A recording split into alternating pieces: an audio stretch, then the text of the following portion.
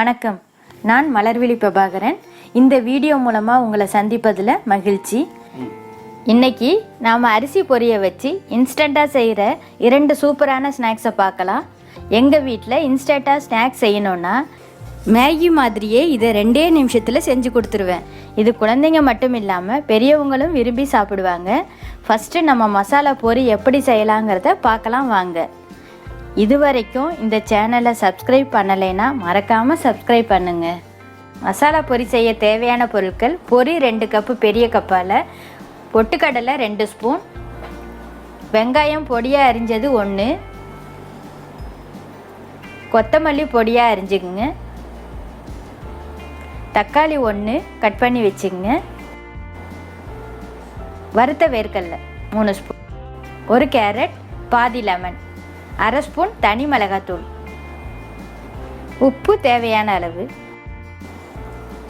Mixer தேவையான அளவு எடுத்துக்குங்க. அகலமான பாத்திரத்தில் பொரி எடுத்துக்குங்க. அது கூடவே ஒன்றா மற்ற இன்க்ரீடியன்ஸை சேர்த்துக்கலாம். இது கூடவே பொட்டுக்கடலை, வறுத்து தோல் உரித்து எடுத்த வேர்க்கடலை, வெட்டி வச்ச வெங்காயம்,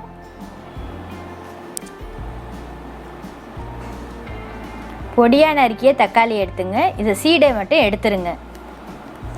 துருவிய கேரட்டையும் சேர்த்துக்குங்க. இது கூடவே 1/4 ஸ்பூன் தனி மிளகாத்தூள். உங்கள் குழந்தைங்களுக்கு வேணும்னா சாட் மசாலா கூட சேர்த்துக்கலாம். உப்பு தேவையான அளவு போட்டுக்குங்க. பொடியாக நறுக்கிய கொத்தமல்லி,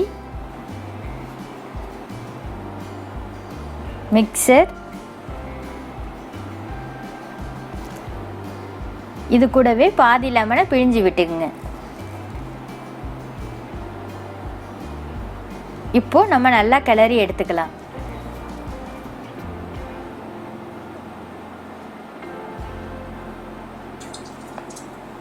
இப்போ மசாலா பொரி ரெடி.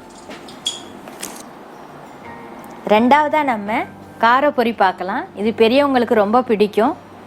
இப்போ தேவையான அளவு பொரியை எடுத்துக்குங்க. அது கூடவே 1 ஸ்பூன் குழம்பு மிளகாத்தூள் எடுத்துக்குங்க. உப்பு தேவையான அளவு. உப்பு தேவைப்பட்டால் போட்டுக்குங்க, இல்லைன்னா வேண்டாம் விட்டுடுங்க. 5-6 பற்கள் பூண்டை இடித்து சேர்த்துக்குங்க. இதுதான் தேவையான பொருட்கள். இப்போ கடாய் வச்சுங்க. அகலமான கடாயாக வச்சுக்கோங்க. இது கூடவே 1 ஸ்பூன் எண்ணெய் விட்டுக்குங்க.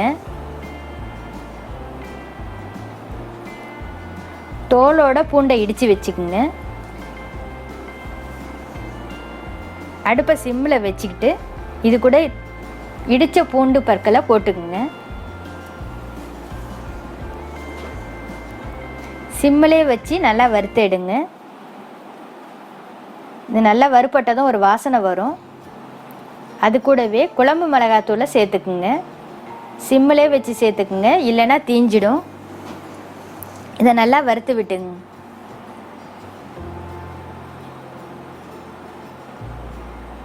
இது கூடவே பொரியை சேர்த்துக்குங்க. பொரியை போட்டு நல்லா கிளறுங்க. தேவைப்பட்டால் உப்பு சேர்த்துக்குங்க, தேவையில்லைன்னா உப்பு சேர்க்காதீங்க.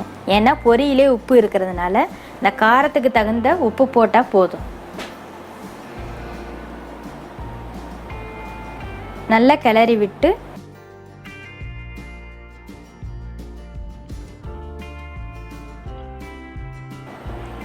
அவ்வளோதான், பொரி ரெடி ஆயிடுச்சு. இப்போ அடுப்பை ஆஃப் பண்ணிங்க.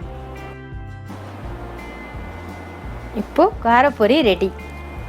இந்த வீடியோ உங்களுக்கு பிடிச்சிருந்தா லைக் பண்ணுங்கள், மற்றவங்களுக்கு ஷேர் பண்ணுங்கள், மறக்காமல் சப்ஸ்கிரைப் பண்ணுங்கள்.